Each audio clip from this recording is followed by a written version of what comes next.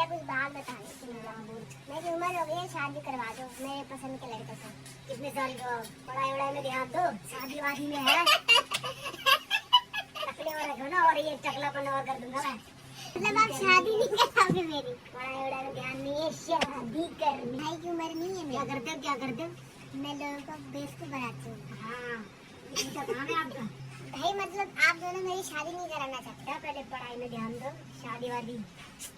IAS YAS बन जाओ। हाँ, आप लोगों ने तो हम मेरे से छोटी उम्र में शादी कर ली थी, फिर मेरी क्यों नहीं करा रहे? मैं तो आपसे फिर भी उससे बड़ी उम्र में कर रही हूँ। मैं तो 12 साल में शादी कर चुका हूँ। तो फिर मेरी क्यों नहीं करा रहे? मेरी क्यों नहीं करा रहे? फिर अभी तो बोल रहे हैं। अभी तो बोल रहे शादी मत करो अभी। क्यों आप शादी करके खुश नहीं हो क्या?